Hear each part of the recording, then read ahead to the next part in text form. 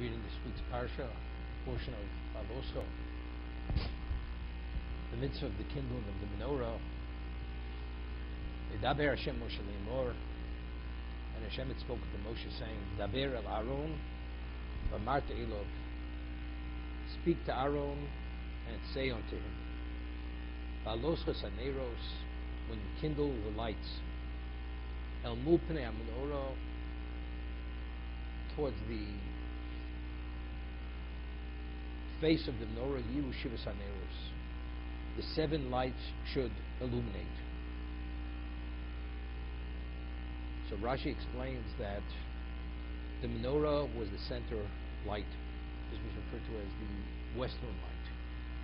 This represented the divine presence, and the stems, there are 3 stems that came off the center.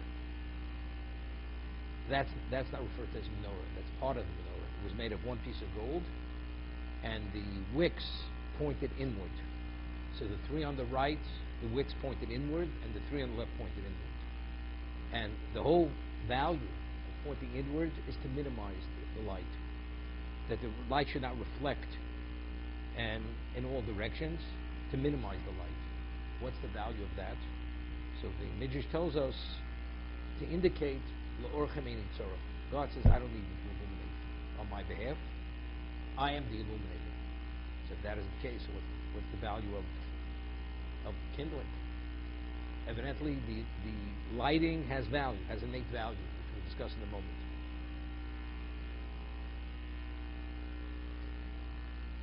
So Rashi explains, Yoriv Shivas Haneros, Shisha Shal Sheshis HaKonim. You have the 6 lights on the 6 stems, 3 Shlisha Shlosha HaMizrochim, the 3 eastern, Ponim Al Mul Emtzoi, Hapsil Shabem. The 3 on the eastern side, the wicks turned towards the inner one, Shlosha Marovim, and the 3 on the west, Rosh Hapsil Mul Emtzoi, the tips of the wicks pointed inward. V'lama, why? Because he cites the Sifri. Kadesh liomro l'orad mitzorach. That there shouldn't be consideration that God needs the location should be illuminated. So what is the value? What is the value of this? Over here, there's an interesting Seforno. Cites the Gemara Chulin that we know there is a concept of what? Of Yisachar and Zvulun. We read in Pirkei Avos, the main Kemach in Torah. We live in a physical world, so you have to have physical sustenance to be able to facilitate the spiritual existence. So Yaakov had set up a partnership between Yisachar and Zvulun, that Zvulun is the provider, and Yisachar is the one who's fully invested in Torah and spirituality, the study of Torah, the mitzvos.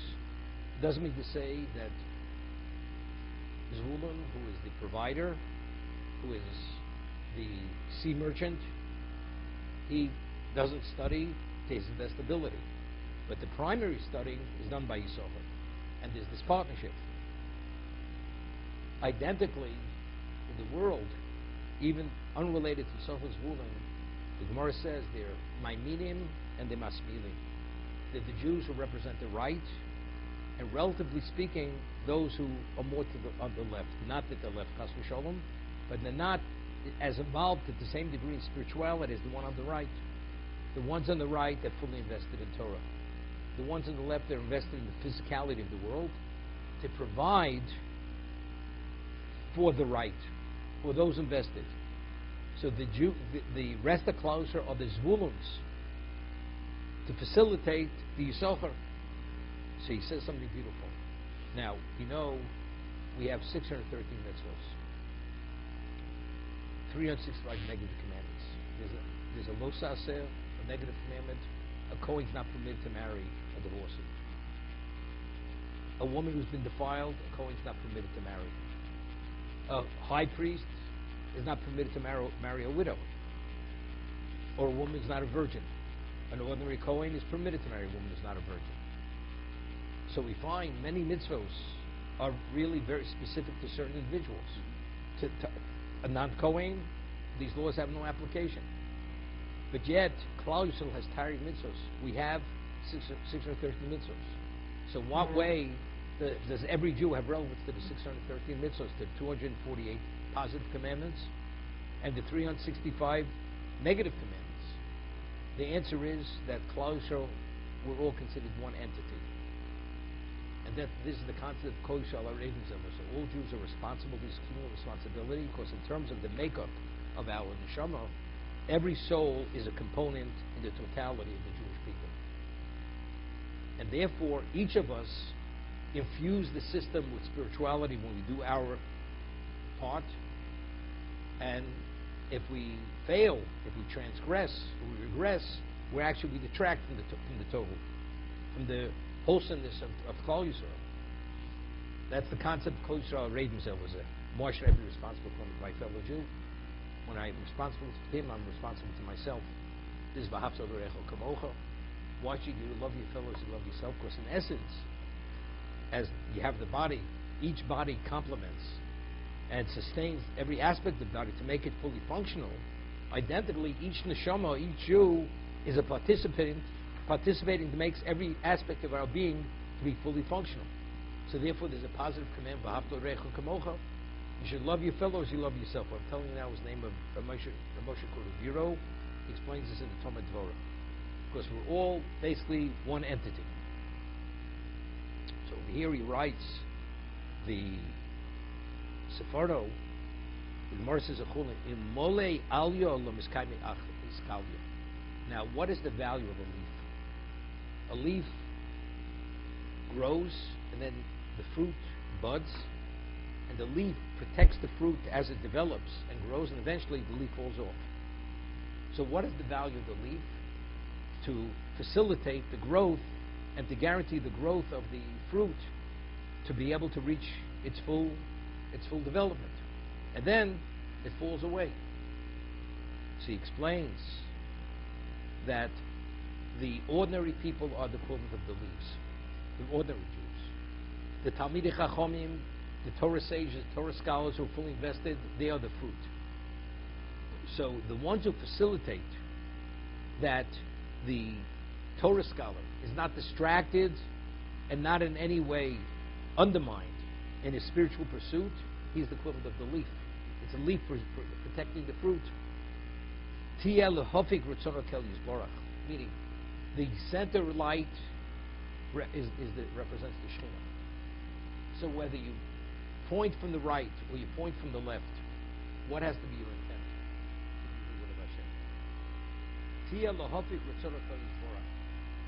The main focus and intent and thrust is to do the will of God.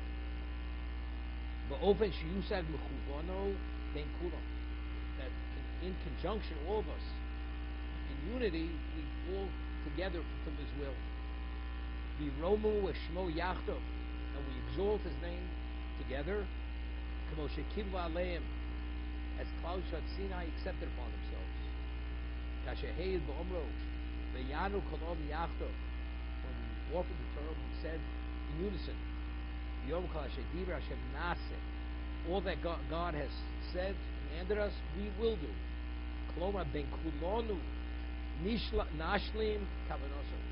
Only in conjunction with all of us working together in unification are we able to address His will.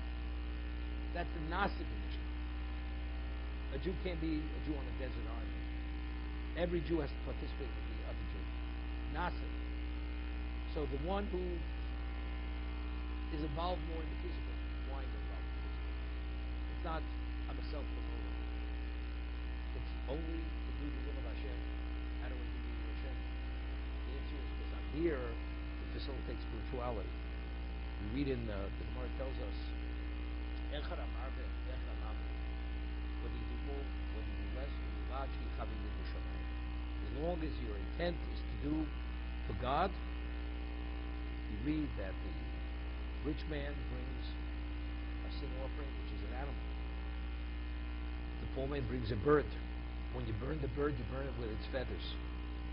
When you bring the animal, broiled meat has a very special aroma. You burn feathers, it's a stench. And when you burn the animal as a sin offering, it says, Reach Lichot Hashem. It gives fragrance to God. When the poor man brings his bird, says the same terminology. Reich L'chol Hashem. It's a fragrance to God.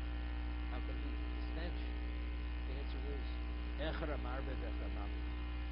Poor man, his predicament is that way. He has no choice. He's doing his best. As long as you do your best and your intent is proper, to God there's no difference. More or less, it's all the same. The same thing. Nasib Yishma. You can't live only as a spiritual person. In Kemach Torah, so who's going to be the provider? So as long as the provider himself has the intent to complement the more spiritual person, he partners with the spiritual person. That's Nasib. In unison, we'll do it together. There's a Ramchal, Moshe Chaim Tzata writes in Derech Hashem that if you have a person, he refers to in the Shamos, in souls, you have more advanced souls, you have less advanced souls. The less advanced soul, if he assists the more advanced person, he has a different dimension in the Shama soul, to be able to address his exalted needs. Although the person of the lesser dimension of spirituality cannot achieve what the greater person is able to achieve, but if he facilitates what the greater person achieves, he ascends to the level of the greater person. Because if not for his participation, the more advanced soul cannot achieve and address its spiritual needs. So he becomes a Rosh. He refers to the Roshim. The leaders, this leadership in the spiritual world. The whole concept of Hasidus. You have the Rebbe, the holy rabbi. You have Hasidim. They're dedicated to the rabbi. Every one of his needs. Because they're of the belief, him being of that special pedigree, he has a more exalted soul. And whatever his needs are to address those needs, they're there. They're dedicated to him fully. As a result of that, they believe their shleimus, their level of spiritual perfection, comes about by addressing and assisting him to achieve what he's supposed to achieve. Not only because he prays for them. Of course he prays for them, but he prays for others also. But partnering with him, being fully invested in him, they rise to his level.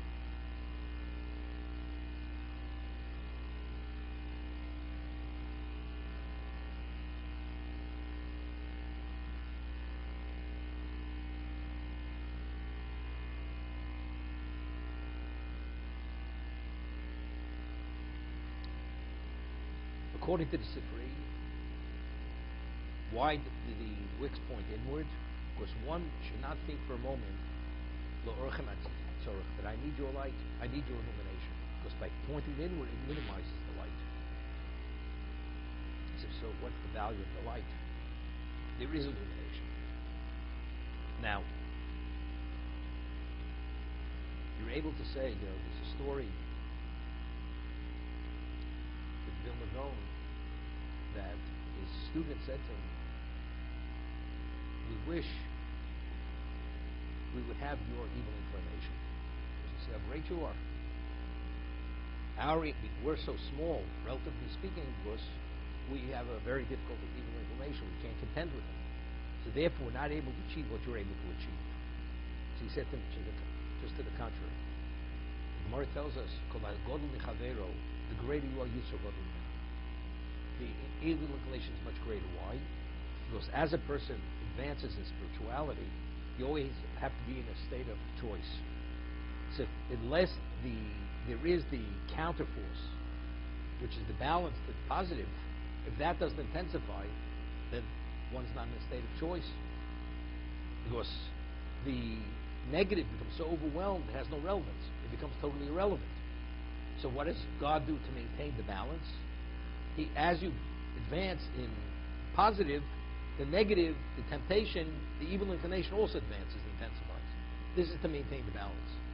So Vilna Gaon says, factually, my evil inclination is so overwhelming. Except why doesn't it consume me? Because of the dimension of Torah that I possess. This is Barasi Yitzhara Barasvira Tavlin. So because the dimension of his Torah is at that special level, it's the antidote to contend with evil inclination. But if your Torah is not at the level of my Torah, you can't deal with my evil inclination. You'll be totally destroyed, consumed by it. Therefore, be satisfied with what you have, and at your level, it's sufficient. That your Torah can contend with that.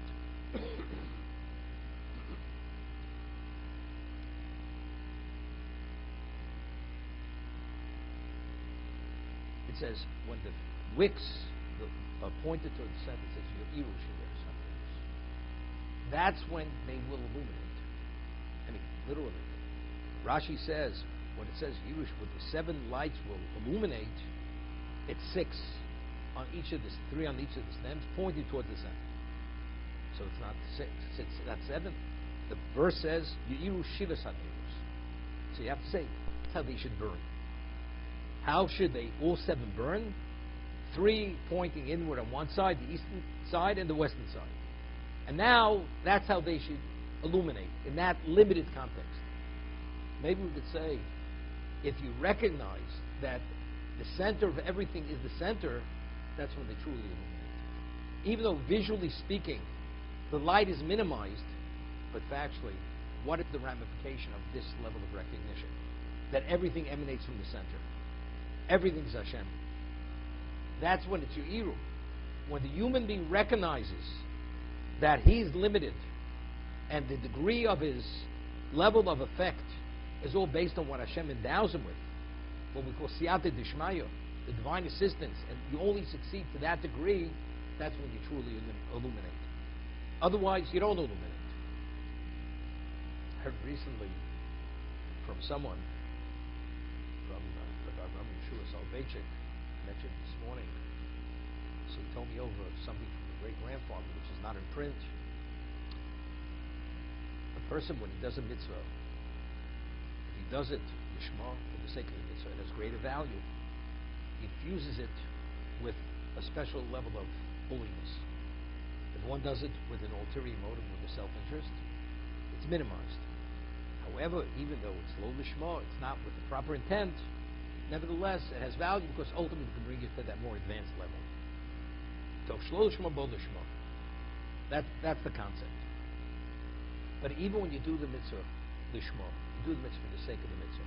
Let's say the person is so enthralled and so taken by the mitzvah that he's attracted to the kedusha of the mitzvah, to the holiness of the mitzvah. Seemingly that's also shlo lishma. If not for his attraction, he wouldn't do it. Otherwise, it's like pushing a boulder up a mountain.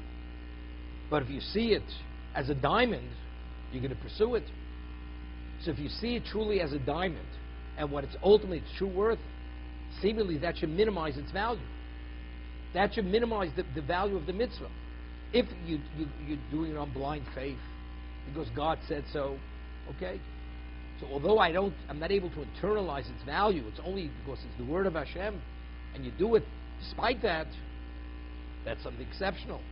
But if you appreciate its innate value, and that's why you're attracted to it, seemingly, that should minimize the value of the result. But yet it's not. So how do we put it in context? And he explains it with an allegory.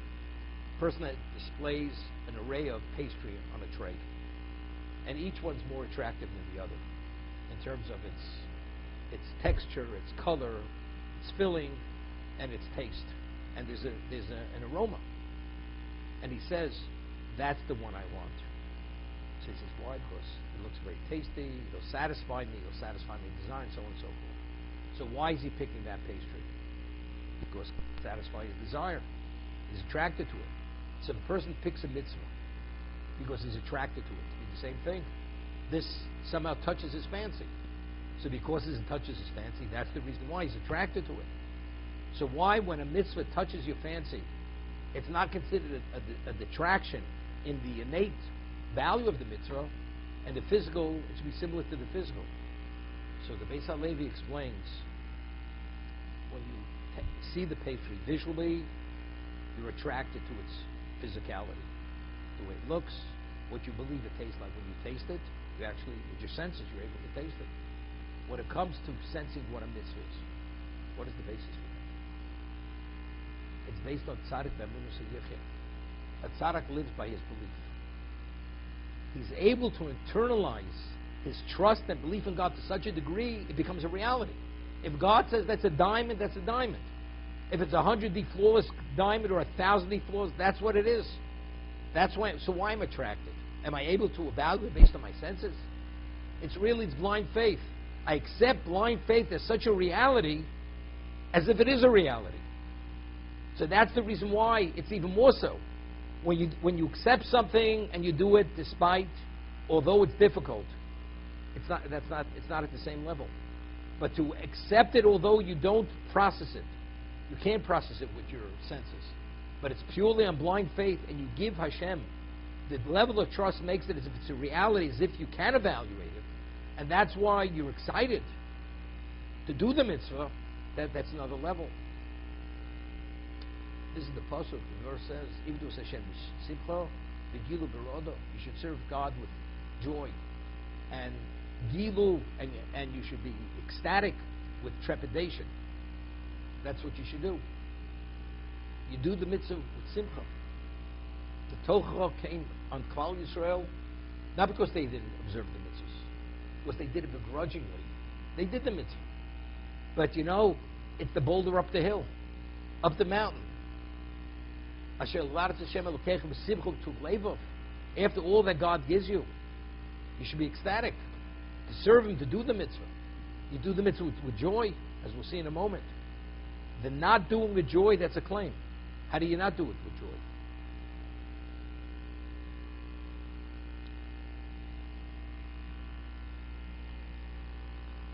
Rashi over here cites the Chazal, famous Medrash Tanchuma. Lama nischla parshas havnora parshas hamasim. What is to juxtapose the portion of the menorah to the portion of the princes who participated over a 12-day period through gifts and sacrifices to inaugurate the Mishkan? Lefik shero Aaron Chanukas hamasim. When Aaron saw the inauguration, the celebration of the princes, Chosha Daito, Chosha Osdato, he felt hurt, and he went into a state of melancholy. God did not include him in the inauguration. Lo hu v'lo shifto, not him or his tribe. God says to Aaron, I swear on your life, your participation is greater than theirs. You kindle and you prepare the lights to be kindled. Now, so Ramban, Nachmanides asks, the Nesiim, the princes, they brought their gifts. They brought their sacrifices. This is once and only. It doesn't go beyond this point. Who officiates every day in the Mishkan or in the Beis HaMikdash? Only the Kohen. Who is the one who enters the Holy of Holies on Yom Kippur? Only the high priest is qualified. So if this is the case, Aaron is on a pedestal, nobody can be on that pedestal. Not even David HaMelech can be on that pedestal. So if that's the case, that you participate in the inauguration of the Mishkan, you should be somehow set off by this. You should be ecstatic, as we say, L'havdil, count your blessings. You have such bracha. You have such an intimate relation with HaKadosh Baruch Hu. You're able to enter into the Holy of Holies on Yom Kippur and be in the presence of the Shekhinah and to pray on behalf of Klal Yisrael and all Kapora. The atonement comes through you. So why are you somehow set back because of this? What exactly, in what context did Aaron feel denied? Did he feel denied? He felt denied. The Ramban had asked in last week's Parsha, we know that the Torah is careful not to utilize an extra letter, and definitely an extra word, or whatever, an extra phrase, and multiple sentences. You go through the Chanukas, the Mishkan, the Mizbeach, 12 princes. The first day this prince brought, the second day through 12, each of the gifts were identical to the other. Such level of repetition, day in and day out. Here the Torah is so careful not to expend an extra letter, and here you have pages expended.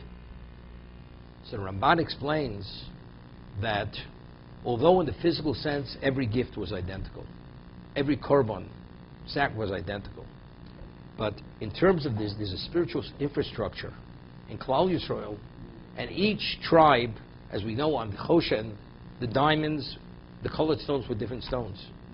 And each stone was only a representation which reflected their spiritual profile.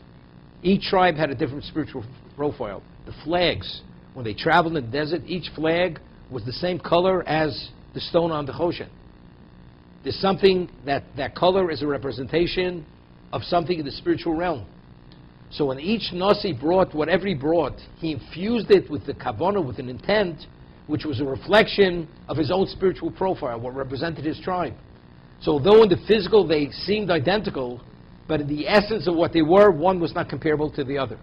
Not whatsoever. It's as if they brought different gifts day in and day out. And this was the representation of the infrastructure of Klal Yisrael. What is the infrastructure of Klal Yisrael? 12. Why not 13? Shevet Levi is the 13th tribe. Why aren't they part of the infrastructure? So Aaron should have been invited to participate, to create the infrastructure of Klal Yisrael. This is what he somehow felt that he failed, his tribe failed. After Mil Hashem Eli, they were the only tribe to what? To stand with Moshe after the Chet Egel, the sin of the golden calf, and not participate. They should be denied. So evidently he felt he's what? He's the guilty party. That because he did participate to some degree in the Chet Egel, although he already lost 2 sons. He lost 2 sons. Evidently, that was enough to fully reinstate him and his tribe. That they should be the ones to participate. The Klal Yisrael should assume Levi as part of their spiritual profile. Hashem says, no, you're misunderstanding it. Misunderstanding it. Shilcho Gadol Mishalahem. Now, the Mishnah quotes the pasuk in Yirmiyah, Jeremiah, if not for my covenant, which is continuous day and night, the world would not exist. What is Imlo Brisi? If not for the Torah being studied unceasingly throughout the world would not exist. So the Zohar, which is cited by the Chavetz Chaim and by Rav Chaim Volozhin and Nefesh Chaim, says that if there should be one moment where Torah is not being studied, the world would revert back to pre-existence. That's how crucial and essential the Torah is for existence. Now, the Siyata Dishmaya, the divine assistance that is given to every Jew when he studies Torah. Every Jew at Sinai received his chelik. Each Jew received his portion. How does one come upon that portion to be able to fully bring it to fruition? To comprehend it, breadth and depth. You need special Siyata Dishmaya, where we pray every day.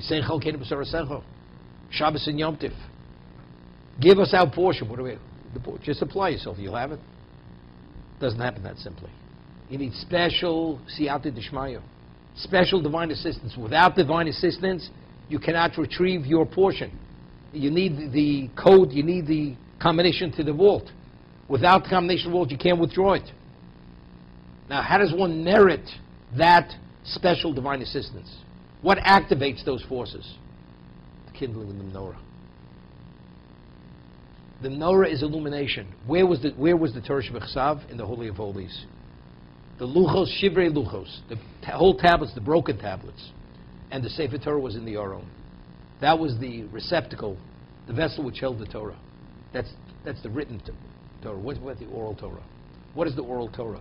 It's Hashem's commentary on the written law. That's the illumination. Where do you put, what represents illumination? That's the menorah. The menorah is what? Is bichutz laparochas. It's the outer part of the curtain. That symbolically, when he kindles that activates the illumination, the siyata d'shmaya to have Torah. So what is Aaron versus Klal Yisrael? The princes, the tribes, they are the spiritual profile. In terms of, that's the dye. But what's the neshama? What is the soul? What gives the soul to Klal Yisrael? That's the Levi. The Levi is the neshama. By him kindling that, because the neshama of the Jew is what? Is Torah. Without Torah, the Jew has no value. Bereshis bara b'shul Torah shenikras reishis. I created this world only because of Torah. That spiritual entity is the neshama of the Jew. It's the neshama of existence. Now, who activates the neshama? What accesses the neshama? That's Aaron's kindling. This is Shilcho Gadol Mishalahem.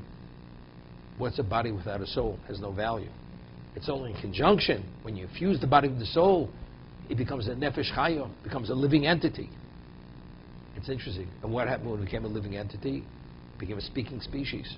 Torah is expressed through articulation, through verbalization. That's what it is. So therefore, that's what Hashem says, Shel Chag Dov. He said, it has nothing to do with Avodas Yom Kippurim. That wasn't it. We're talking about what is the profile. He was left out. The identity, you're not part of the identity. The answer is Hashem says, you're more than the identity. You are the lifeblood of Klal Yisrael.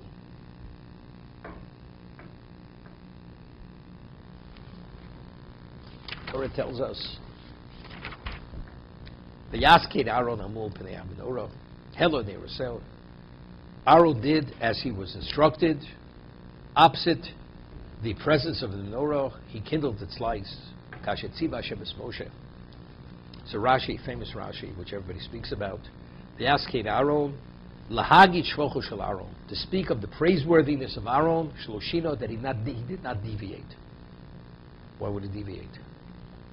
I mean, Aaron himself is Ov Shom Rodiv Sholem. He's a person who officiates by Yidom when his two sons were killed because they did the wrong thing. He remained silent. So we remember what the Sefarno says, why do you remain silent? Because when Moshe Rabbeinu said, Bekrovei HaKodesh, that through your children the greatest sanctification of God's name came about, that was his consolation. Could you imagine? The upcoming successes of Moshe and Aaron, they're taken because this was their only sin in their life. And when he hears that the value of their lives was to be taken to bring about Kiddush Hashem, by Yidom, he remained silent. That was the consolation. That was the Nechama. He had a Nechama. What dimension of person do you have to be for that? So you have to tell me that he was instructed to kill him? No, he did exactly as he was instructed. They did not deviate. What are we talking about? We're talking about a child, Chas v'Sholom. We're talking about something which is, we can't even fathom what Aaron was. So what's the Torah have to say? V'yasked Aaron, Amul Shloshino. The Gemara tells us that Torah is compared to three liquids. Mayim, Yain, V'cholov. Water, wine, and milk. What is the characteristic of Torah regarding water? Water flows from an elevated location to a low location. Eina Torah miskayemes el mi shedato shvelo. The Torah, the only person who could be the receptacle for Torah is what? Is the one who has a humble spirit. Or Eina Torah niknes. Who has relevance to acquiring Torah? You have to have a very strong characteristic of what? Of humility. That's water. Could you imagine a person saying, Arshmo says, you are the lifeline and the lifeblood and the heartbeat of Klal Yisrael forever. As humble as you are, how can you not be affected by that? There could be a momentary sense of pride. If there would be a momentary sense of pride, when he lights the menorah next time, it's not the same lighting. Because just as the Torah itself, you have to have that exceptional level of humility. And the degree of humility will determine to what degree you're able to advance yourself in Torah. And if there's even a trace of self, that minimizes your relevance to Torah. So if Aaron, let's say, after being told what his value is, and only he qualifies, and he's affected by this, and there's a degree of pride, what happens? The next lighting is no longer the same lighting. Because now, it's minimized. Because what is the characteristic of Torah? It has to flow to the lowest location. You're slightly elevated. It's like, people say, your cholesterol is slightly elevated. Your blood pressure is slightly elevated. If the gaiva, the pride is slightly elevated, it's a problem. It's a problem. Even after knowing what his value is, he did not change. His lighting was the identical lighting. He remained the same Aaron, regardless. I'm not making chas v'shalom any comparisons. It was known that Moshe Reichman was the great philanthropist, Baltstoka, of the century, supporting Torah. It was known that when people would call, he'd pick up the phone himself. He wouldn't go through a secretary. He always made the person feel that he is something. It's not you wait, nobody waited, unless he wasn't able. But he would take the phone himself. What is that? A man has that kind of wealth, that kind of power. How could you behave with such humility? The answer is because factually, before he went into business, if you read a little bit about it, it was written after he passed away. He spent time in Tangiers teaching Torah to what? To people who were ignorant of Torah. He went with his wife and whatever it is, spent years there. Did tremendous amount of outreach. Studied till 3 and 4 in the morning. He used to study. Get up early in the morning when he studied. He was talking about a real, genuine Talmud Chacham. Without Torah, the whole concept of humility has no relevance. This goes into Barasi Yitzchak Barasi Torah Tavlin. What is the essence of a person? The essence of a person is his ego. And that's what drives us. The Navi says that a person should not pride himself for his wealth. He should not pride himself for his physical strength. He should not pride himself for his intellect. What should he pride himself? Yado Osi. He should pride himself that he knows me. Because that's called, I'm fortunate. That I'm powerful, that I'm wealthy, because that's an endowment of God. Hakol b'yedei Shamayim chutz miYerushalayim. Everything's predestined. Yerushalayim, Yadosi, that you recognize me. But it's not gaiva, it's not pride. There it's what? It's because you feel that you're fortunate. This is Ashreinu Matov Chelkeinu. Fortunate for our portion. Ma Yofi Yushaseinu. How beautiful is our inheritance. Ma Noam Goraleinu. How pleasant is our lot. That's good fortune. It's not arrogance. It's not haughtiness. That's not what it is. Our own being, that dimension of person, his lighting was always the same lighting. The lighting was never minimized because he was never in any way affected or impacted by the value of what he was doing.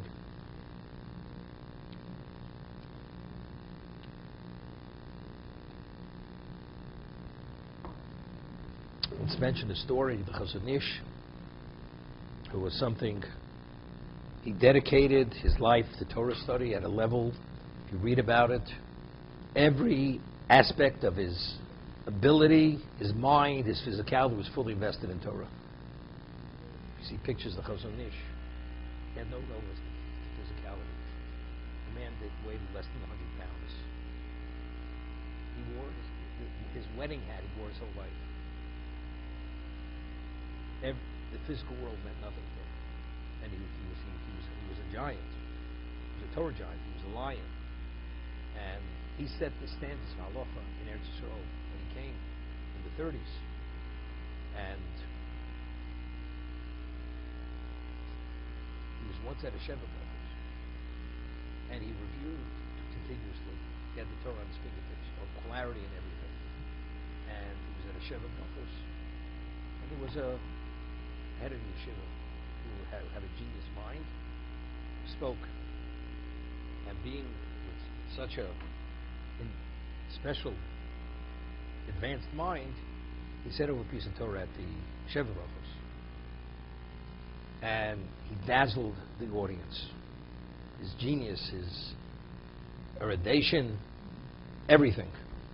And as he was speaking, he was looking at the crowd, turning in all directions, smiling because he saw the response, how everybody was impressed with his insights and his quotes and his originality. And he looks at the Chazon Ish. Chazon Ish says, what about the 2 words in the Mishnah he quotes, which was a refutation of everything he said? 2 words. He says, what about those 2 words? The person's face turned sour. That was the end. That was the end of his excitement. As he took the wind out of his sails. Understand? He was getting carried away with himself. You understand? Again, if a person could behave in a certain way to get excited to that degree, it's an indication that where's he coming from? You know, people, what they call in the vernacular, they toot their own horn. Do you know who I am, what I am? Not always, but very often that is the case.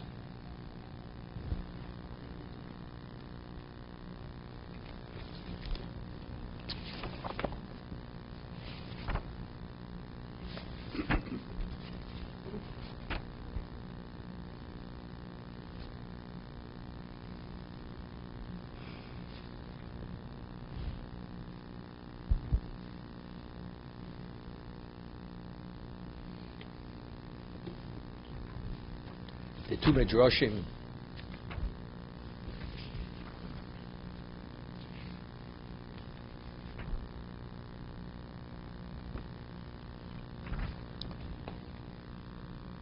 Balosches Aneros, Zeshomer HaKosov, quotes a pasuk, a verse of Tehillim, Psalms, Ki ato toyer neiri, you will illuminate my candle. Omri Yisrael Lefnei HaKadosh Baruch Hu, Ribbono Shel Olam. The Klal Yisrael said before God, Master of the universe, Ato Omer Shenoyer Lefanecha, you are saying we should illuminate before you. Ato Neir Shel Olam, you are the light of the world. V'ora Dora Etzloch, and light is associated with you. Quotes a verse in Daniel, it's in Aramaic.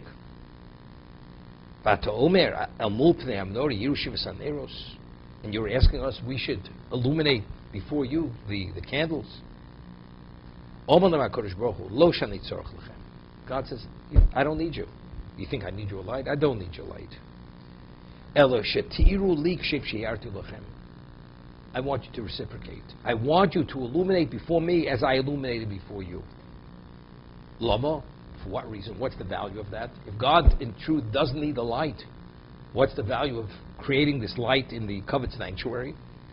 La'alos eschem b'fnei kol ha'umos, to elevate you before the nations of the world. Shiu omrim, what are they going to say? Ruach Yisrael me'irin l'mishu me'ir lakol. Look at the Jewish people, they bring light to the one who brings light to everything. To God himself. But factually, God doesn't need it. Look at the light as he brings light to the world, to the one who brings light to the world. So it explains what an allegory. Moshel v'adov adomer, what is it analogous to? Lepikech v'sum Hashem halchem aderech. A blind man and a person can see are walking on the way, and he's assisting him that he shouldn't fall into a pit. And he's illuminating the way for him. So when we fled Egypt, or in the desert, there was a pillar of fire which led us, which illuminated the light, the night for us. The pillar of cloud during the day and the pillar of fire at night. Now the Mishkan is erected. Now I want them to light on my behalf. I've been lighting on their behalf until now. Now I want them. Shenema daber al aron v'marti elo b'haloscho. Omo Yisrael HaKadosh Baruch Hu ki ato tor neiri. You're the one who illuminates our lights. Ba'ato oma lonu sheno lefanech. Omo leim HaKadosh Baruch Hu li Yisrael. So God says to us, B'shvil alos eschem amarti. It's only to elevate you. She'tir li kshem sheyarti lochem ederech. I want you to reciprocate. I want you to reciprocate. That's why I'm asking, not that I need it. What's the value of reciprocation? So over here, the Eitz Yosef, who's the commentator, explains the value of relation is a concept which is known as Hakor Satov. To display your appreciation what another does for you. That's what it is. That you're not an ingrate. It's not something that comes naturally to most people. Most people, why is Hakar Sato recognizing that you're a beneficiary of someone else's kindness? Why is it so difficult? Everybody has their own way of processing that. If you recognize, in English, how do you refer to repayment of a favor? A debt of gratitude. It's debt. Who wants to be a debtor? A debt, you're in debt. You have an obligation to repay the debt. Shlomo tells us in Mishlei, Eved lover lishmalveh, that the borrower is the equivalent of a slave to the lender. There's an enslavement. That debt weighs heavy on a person. I don't want you to tell me what to do. I don't want to be indebted to you. So the whole concept of Hakar Sato, if you're able to overcome that and see it correctly, and see that you're a beneficiary, that's an indication you're a quality person.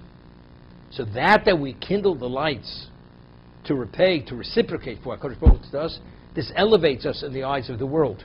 Because we're showing the world that we're makiri tova, that we recognize that we are beneficiaries. He says, that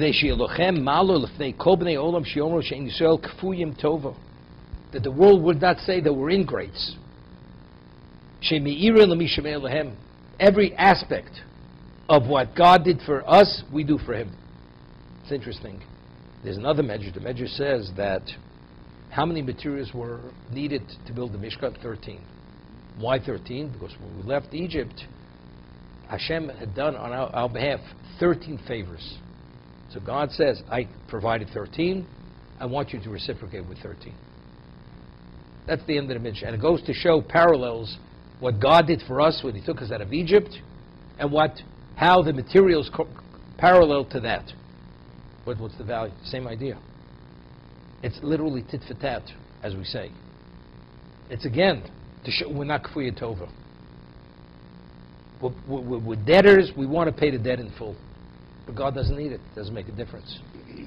Doesn't make a difference. We find that Moshe Rabbeinu did not strike the Nile, and he did not strike the earth. Why?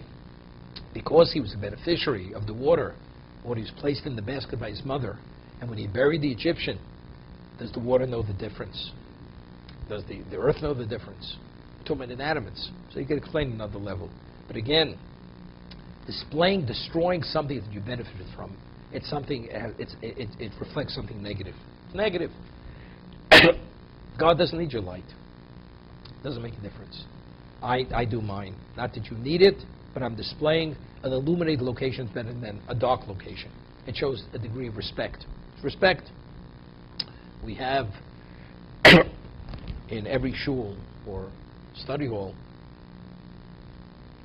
we have a Ner Tamid, a continuous candle burn. What is that? It's an indication that the Shekhinah. Of course, we find the Gemara tells us, Talmud tells us that a shul and a Beis Medrash is called Migdash Ma'at. It has a semblance of the temple. So just as in the Beis HaMikdash, it was the location of the divine presence, identically, to a degree, there is the divine presence is in the shul and in the study hall, the Beis Medrash. But what is that? What is it? God needs you to acknowledge it? Yes. Because by acknowledging it, it's not the illumination. But it's a demonstration of respect. Many years ago, once gave a shir in Tefillah. So the person who came had an exceptional mind, and he was a lawyer. He had many degrees. Wasn't observant, but he had a phenomenal mind, and he understood how to learn. And he said, so we discussed the laws that when a person says the Amidah, you have to be appropriately dressed. Because it says, Hikon likros Elokecha Yisrael, that a Jew, when you stand in the presence of God, you have to be fully clothed and appropriate attire. So he says, why? God doesn't see you in your real state. God sees you naked. So what do you need clothing? That's the question he asked. Right? It's good. Seemingly it's a good question. So what I said was, it's not for God. It's for us. In terms of the way we present ourselves before God, it's inappropriate. Being naked is an inappropriate state. Although God could see through the clothing is nothing. But the question is, to what degree do you revere and esteem God? If you could stand naked, you don't stand naked in front of another human being. How do you stand in front of God? In terms of myself, I have to be clothed. I have to be properly attired. The same thing. God doesn't need your light. But it's an acknowledgement that God is present. That itself is the respect.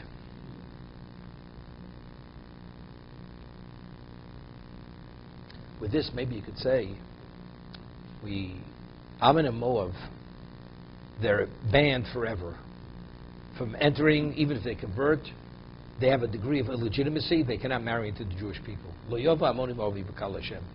Why? Because they did not, they did not offer us bread and water when we left Egypt. So the Midrash says, what do we see from here? That a person who's owned a person doesn't do chesed when he doesn't need chesed. Did we need that water? We had the wellspring of Miriam. We had water that watered millions of people. Did we need that water?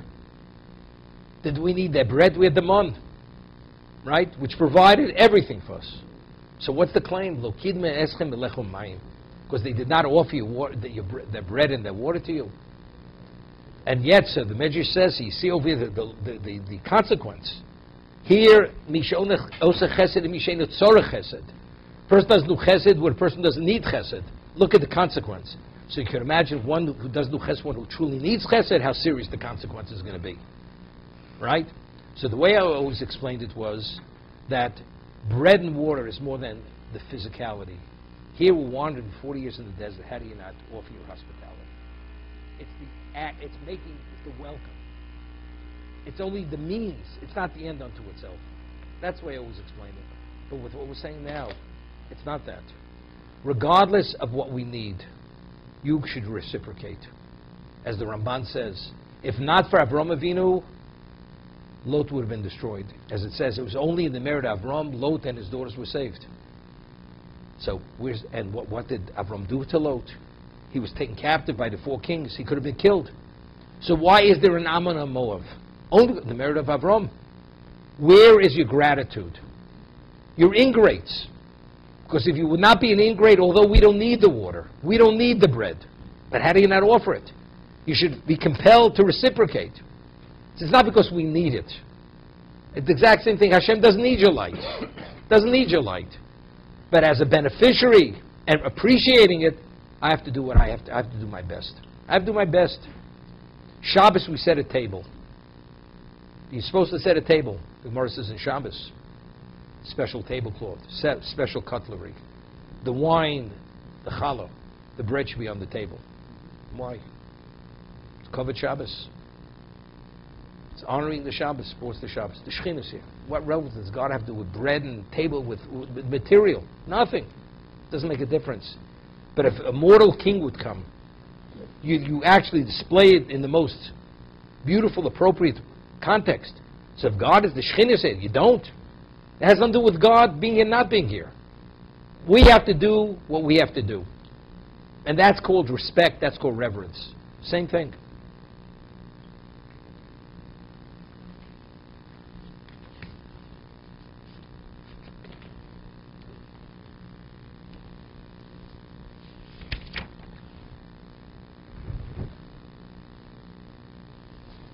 There's an interesting Sifsei Chachamim. Sifsei Chachamim writes that initially Moshe had difficulty making the menorah, and he showed him a profile, a blueprint in fire, and he still couldn't make it. So he says to Moshe, "Take the block of gold, just put it in the fire," and it emerged. It emerged a menorah from the fire. And that's why the Torah says, the Mishnah, it says te'oseh. It doesn't say ta'aseh, it's te'oseh. The Yud is added that it came about, God made the menorah. Right? So, the way I explained it, what was the difficulty of the menorah? It wasn't the physical form of the menorah.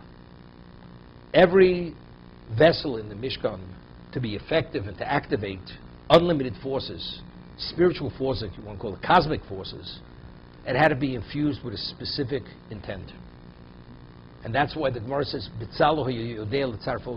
was able to conjugate the letters of the Aleph Beis, which brought about existence.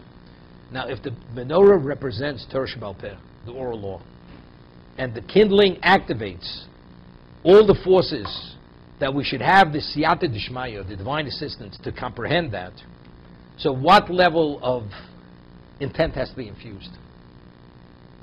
Unlimited. God's wisdom is infinite. Could a finite being possess infinite wisdom? It's not possible. So therefore, you'd say, therefore it had to be te'oseh. God was the only one who was able to infuse the menorah with an intent, therefore it emerged. Moshe participated. He put the gold in. This is the Yogata Motzosa. This is the initiative of the human being. We put the gold in. But the end result is Siyata Dishmaya. God is the one. So I asked the question, but it was first he showed him in fire, and he wasn't able to still do it. So what did he show him? The blueprint in fire. If the menorah is only effective, only if it's infused with this intent, and it's beyond the human capacity, so why show him initially the blueprint in fire? Because when you get to the next stage, he's not able to do it. So what exactly, what message was he communicating to Moshe? So what I was thinking, that regardless, even Moshe Rabbeinu, he has a limited capacity. Relative to what the Torah is, he's limited.